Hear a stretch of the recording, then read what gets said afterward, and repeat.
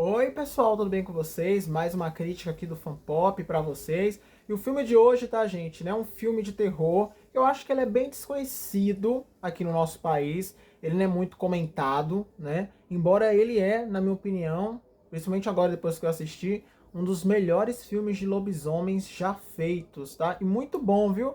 Merecia até uma indicação ao Oscar no sentido de maquiagem, né? E tem umas cenas de transformação que são muito foda. Eu tava até assistindo esse filme ontem, né, sábado, com a minha mãe, de madrugada, uma e pouca da manhã, duas e pouca da manhã, quase 3 horas da manhã, a gente estava assistindo esse filme, que nem eu tinha visto, nem ela tinha visto. Foi muito chocante, né? Tem uma cena lá de transformação, que daqui a pouco a gente vai comentar, que eu acho que se esse filme é, fosse indicado para o Oscar de 1982, nossa, eu acho que merecia até ganhar, viu? Porque é uma cena muito boa mesmo de transformação, com vários efeitos, assim, uma cena demorada, né? Eu fico imagino o tanto de trabalho que deve ter tido para fazer aquela cena, principalmente nessa época que não tinha tanto recurso, né? E era mais efeito prático. Graças a Deus que a gente viveu uma fase que era só efeito prático, porque hoje tudo é praticamente feito no computação, né? Ou então na inteligência artificial. É bom a gente ver que aquilo ali teve um processo de maquiagem, né? De construção, idealização, é bom. Bem, Grito do Terror é o filme que eu escolhi, né? Não, desculpa, anotei errado. Grito de Terror. É Grito de Terror ou Grito do Terror? Tô olhando aqui na minha cola. Eu acho que é Grito de Terror, mas eu vou checar. É Grito de Terror. Na minha cabeça era Grito do Terror. É Grito de Terror. Tá certo. Tá certo.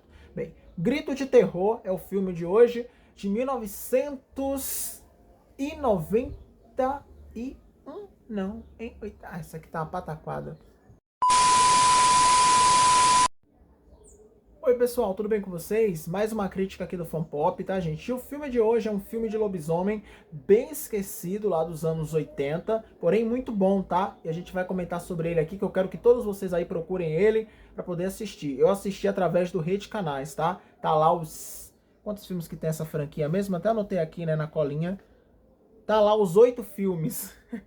Já a gente fala desse negócio aí, né? Que eu tô com umas colas aqui, porque é muita informação, né? Tô com a colinha aqui com o nome dos autores, né? Alguns eu sei, outro eu anotei assim, né? Pra não esquecer.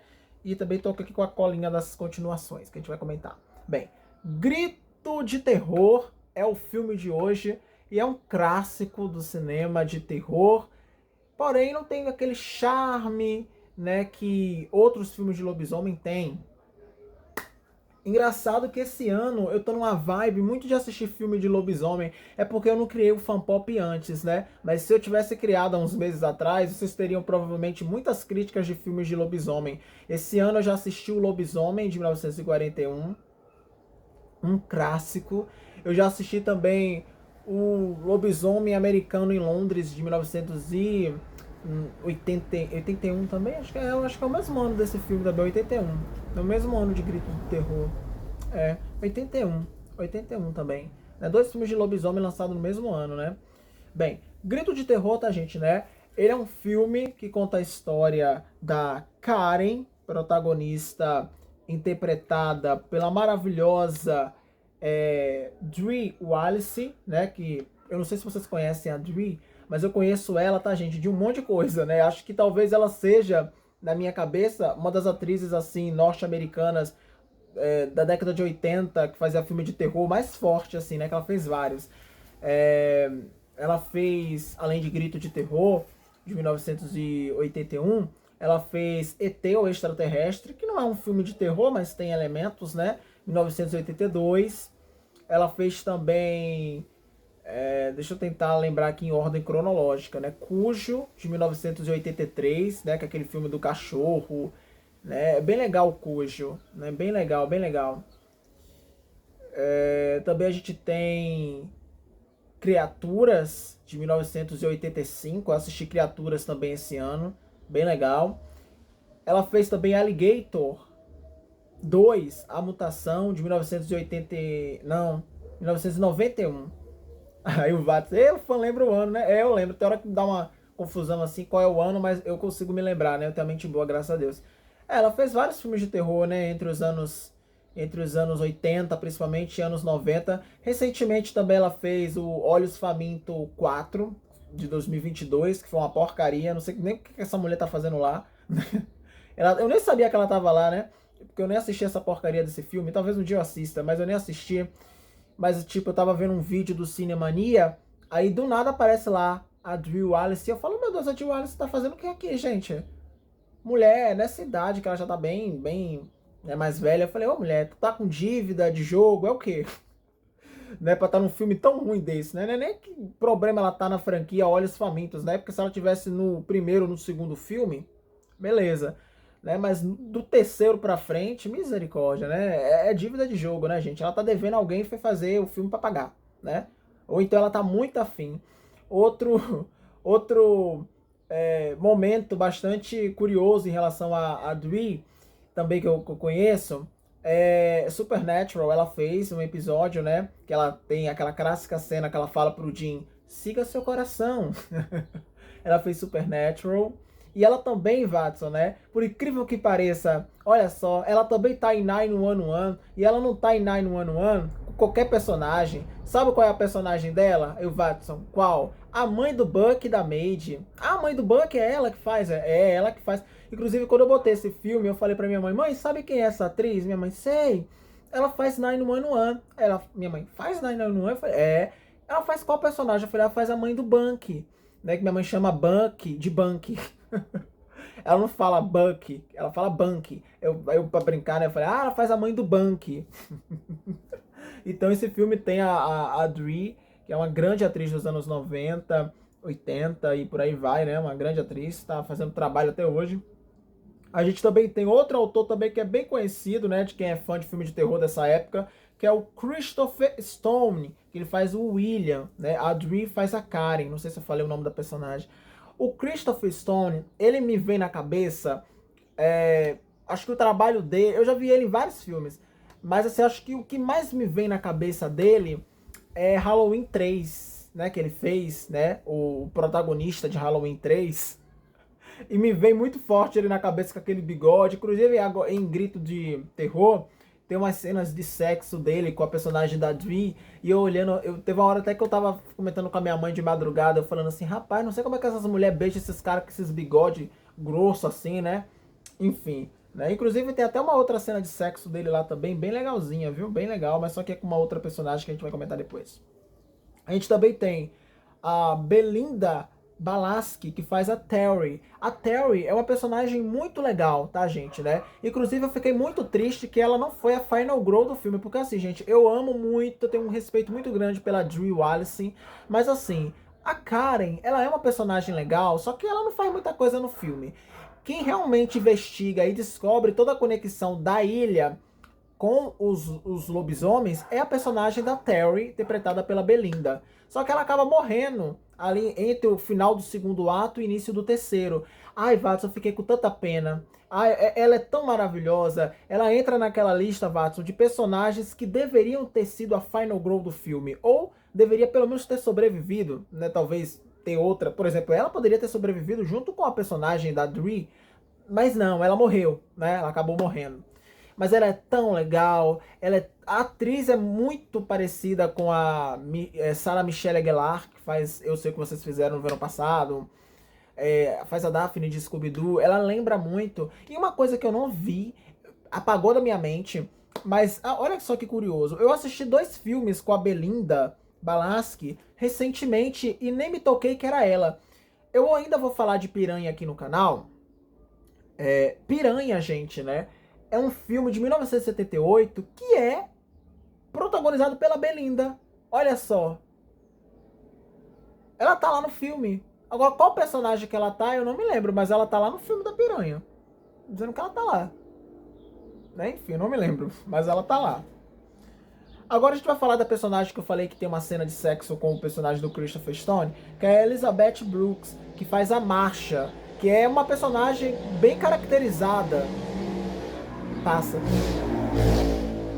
É uma personagem bem caracterizada no filme, porque a Masha, ela é uma das eu ia falar uma das vampiras, uma das lobisomens mais diferentes, né, do filme, porque ela tem um visual meio de Índia, uma coisa assim meio mística. E a Elizabeth Brooks faleceu em 1997, 16 anos depois que ela fez o filme.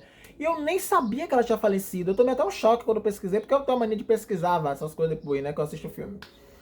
Aí eu pesquisei e eu descobri que ela faleceu em 97. Eu falei, nossa, 40 e poucos, acho que foi 46 anos ou 47 anos, ela faleceu de câncer. Uma grande pena, né? O Dennis Dugan fez o Chris, que é o final boy do filme. Por incrível que pareça, Watson, né? Esse filme de terror, ele tem a figura de um final boy, se a gente parar pra pensar. Porque assim, Grito de Terror, ele tem essa história, né, da Karen, que ela é uma jornalista, apresentadora de televisão, ela tá sendo atormentada, perseguida por um cara misterioso, que no decorrer da história a gente descobre que é um dos lobisomens. E o que acontece é que esse cara persegue a Karen e tudo mais. Logo no início do filme ela fica atordoada. Aí ela vai se consultar com um cara. Aí o cara fala, ó, tem essa colônia... O cara, do nada, vai. Ah, tem essa colônia aqui num lugar bem distante, que lá tem uma praia, lá tem um chalezinho, lá é ótimo pra você descansar. Tem umas pessoas também que estão lá lidando com estresse. Mentira, é tudo parte do plano pra bonita ir lá pra ser atacada pelos lobisomens. Aí ela vai pra lá com o marido se envolve com a tal da marcha, eles têm uma cena lá de sexo e tudo mais. Onde eles acabam virando lobisomem, né? Que ela morde ele vira lobisomem ali no meio da transa com ela. É bem estranho, né, Vatos? Que você tá vendo os dois transando e do nada eles vão virando lobisomem, né? Uma coisa meio selvagem, literalmente por conta do sexo e também por conta da transformação. E é a primeira transformação de lobisomem que a gente vê no filme, porque antes a gente só vai ver na pata do lobisomem, né, ali uma neblina, uma coisa bem a bruma assassina, né, você não enxerga nada, mas tem algo ali dentro daquela neblina. Aí o que acontece é que a personagem da Dre Wallace, ela começa a perceber os sintomas, né, que tem alguma coisa ali, que tem alguma coisa estranha acontecendo. Sabe o que ela faz? Ela simplesmente telefona pra personagem da Belinda, né, que é a Terry, e fala, Terry, vem pra cá, vem me ajudar. A Terry vai, a Terry acaba descobrindo, né, uma conexão entre uma imagem que ela tem, tipo de um desenho de uma ilha com aquela própria ilha. Então ela começa a ser perseguida por um lobisomem. Aí tem uma primeira cena de um ataque, que eu até falei pra minha mãe, eu falei, ó, essa cena aí vai ser construída para de duas uma. Ou ela vai morrer nessa cena, ou ela vai conseguir escapar do lobisomem. Dito e feito. Ela consegue escapar do lobisomem nessa cena, arranca a mão do lobisomem, né? E depois, quando você pensa, Watson, né, que a personagem tá salva, né? Aí que vem a verdadeira morte dela no filme, né? Que eu achei um grande erro. Porém, eu achei essa cena bem curiosa, porque ela tá conversando com o personagem do Chris no telefone, aí ela tá lá conversando com ele, aí ele fala assim, dá uma olhada nas papeladas aí que você tá no consultório do doutor. Aí o que acontece? É uma cena muito engraçada, que a Terry tá procurando uma papelada, do nada aparece tipo tipo assim, ó, um papel na frente da câmera. Aí ela pega, quando ela pega e olha o lobisomem entregando papel pra ela, e ela... Aí o lobisomem vai lá e acaba matando ela numa cena bem impactante, né? Numa cena que ele corta isso aqui dela, né? Come isso aqui dela, depois ele corta, tira as tripas dela pra fora. É uma cena bem legal. De efeitos ali. Bem legal, bem legal. Aí o que acontece é que o Chris, né, ele acaba comprando umas balas de prata, vai pra lá, né, e ele que acaba socorrendo a personagem da Jill Wallace no final do filme, né, e ele que se torna o final boy. Isso porque a personagem da Jill, ela acaba sendo meio que mordida no final. E aí, pra mim, gente, né, vem o grande momento desse filme, né, que é o final do filme.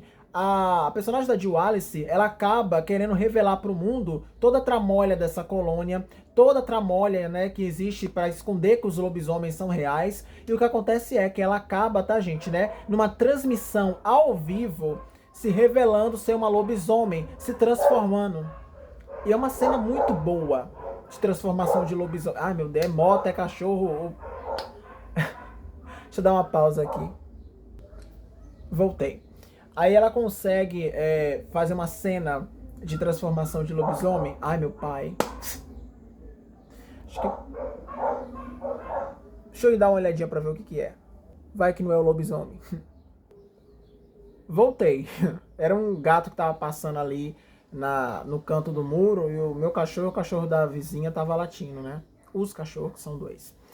Bem, é como eu tava falando, no final ela acaba sendo mordida, acaba querendo revelar, né? Junto com o Chris ali, ela monta um plano para ela se revelar pro mundo todo, no lance da colônia, e também o lance que os lobisomens são reais, né? Aí numa transformação ao vivo, numa cena muito boa de transformação, você vai vendo a Jill Wallace se transformando ali, né? E, inclusive quando elas viram uma loba, ela vira uma loba fofinha. Eu falei pra minha mãe, nossa, essa lobisomem não é igual as outras lobisomem que é tudo escrota. É ardente aqui, é um negócio assim feio, né? A cena, por exemplo, lá do consultório da morte da Terry, misericórdia, o sangue de Jesus, gente. Pensa numa cena de transformação boa, Watson. Meu Deus, é uma cena que demora uns 2 minutos de transformação de lobisomem, que para 1981 é, é fantástico, né? Principalmente porque, pô, eu fico pensando, imagina o trabalho de fazer aquela cena, ali deve ter muito take, muita pausa, né? Muita coisa, e ficou uma cena muito boa, né? Os calombas assim no cara, a unha crescendo. É muito bom essa cena de lobisomem, gente. Aliás, os anos 80 foi muito bom, né? Pra criar lobisomens, né? Se a gente parar pra pensar, as cenas são muito boas, né? Tanto em um lobisomem americano em Londres, de 1981, Grito de Terror, de 1981, A Hora do Lobisomem, ou Bala de Prata, como algumas pessoas chamam também, de 1985. Nossa, são muitos e muitos e muitos e muitos efeitos fodas, assim, que mereciam até indicação ao Oscar. Uma pena, Watson, que esse filme aqui não foi indicado ao Oscar, cara. Eu teria indicado ele também. É muito bom, muito, muito, muito, muito bom. Puta merda, gente. Aquela cena ali, eu acho que quem estiver me assistindo aí não tem nem noção. Quando vocês forem assistir, vocês vão ver, né? É muito bom. Muito, muito bom, muito bom. Fantástico. Aí ela vira uma lobisomem fofinha. Aí o personagem do Chris acaba pegando uma arma e atira nela e termina, né, com o cara dono da televisão, corta o sinal. Aí o que acontece? Mostra a reação das pessoas assistindo, né? Aí tem pessoas, nossa, ela virou um lobisomem. Outras pessoas, nossa, que efeito massa, né? Um cara no bar falando isso, né? Ai, agora eles fazem muitos efeitos, né? Aí o que acontece é que o cara do bar, ele tá num bar comentando ali, um bocado de gente. E essa cena, Watson, né, do bar, ela já deixa uma ponta que vai ter a participação de alguém do filme, né? Que alguém ali sobreviveu, já deixa aquela deixa. Aí o que acontece é que nessa cena do bar ele tá falando, nossa, o que que eles não fazem hoje, né, com o computador, com esses efeitos. Aí quando ele vira pro lado, sabe quem é que tá do lado dele? A Marcia, né, a personagem, né, que eu falei, né, da atriz Elizabeth Brooks, que faleceu, né, ela lá, né, toda assim, estática. Inclusive, eu acho até ela parecida um pouco com a Jenna Ortega, Watson, em Wandinha. Tem hora que a Jenna lembra um pouquinho o jeito dessa atriz, né. Aí ela, bem cínica assim, ó, Aí ele, meu amor, você vai querer que tipo de carne agora? Ela, mal passada. Aí termina o filme. Ou seja, né, os outros vampiros, os outros lobisomens, né, brigou ali, né, com o Chris e com a personagem da Jill Wallace, com a Karen, pra eles não saírem da colônia, morreram tudo e a diva não vou mover uma unha. Sabe o que foi que ela fez, gente, né? Ela sobreviveu. Ou seja, no final do filme, os únicos realmente que sobrevivem é a personagem da Masha, né, que é uma lobisomem. Eu não sei nem se ela aparece, gente, nas sequências, que esse filme tem 8 sequências, né? Eu não sei, não conheço essa franquia. Vou assistir os filmes e vou fazer vídeo aqui pra vocês, tá? Não sei, se ela aparecer eu comento, mas eu acho que ela não aparece não. Eu acho que ninguém desse elenco aparece. E o Chris também, ele acaba não aparecendo, né? É muito no filme, porque eu acho que o foco do filme fica mais na personagem da Jill Wallace e da personagem da Terry. Acho que o filme fica ali entre as duas. E o Chris, ele vai ter mais destaque no final do filme. Inclusive, ele é o final boy, né? Se você parar pra pensar. Ele é o único que sobrevive. Ele, claro que também tem a Marcia, né? Mas a Marcia não é uma personagem muito importante. Ela não aparece muito no filme. Ela aparece mais ali pra seduzir o marido da Jill Wallace e pra fazer umas cenas mais sexuais, né? Que ela é uma lobisomem mais sexy assim, mas ela não tem tanto destaque. Mas ela é uma Final Girl também, né? Ou Final Wolf, né? Wolf é lobo em inglês, né? Final Wolf. Cria um termo novo aí, Watson, né? Final Wolf. Ai, ai. Eu adorei, gente, né? Grito de Terror. É uma franquia que eu acho que eu vou assistir todos os 8 filmes. O primeiro filme foi lançado em 1981, o segundo em 85, o terceiro em 89, o quarto, que é intitulado Um Arrepio na Noite, 93, o quinto, intitulado O Renascimento, 94, o sexto, intitulado A Herança, 95, sétimo, 98 e o oitavo, 99. E o nome do filme, tá, gente, né? É Grito de Terror aqui no Brasil, mas lá nos Estados Unidos ele é conhecido como The Wolfling, que eu pesquisei para trazer a tradução para vocês, né? Que eu entendo inglês, mas também eu não sei tanta coisa em inglês também, né? Eu entendo mais ou menos também algumas coisas. Como eu nunca tinha ouvido falar desse termo, aí eu pesquisei, né?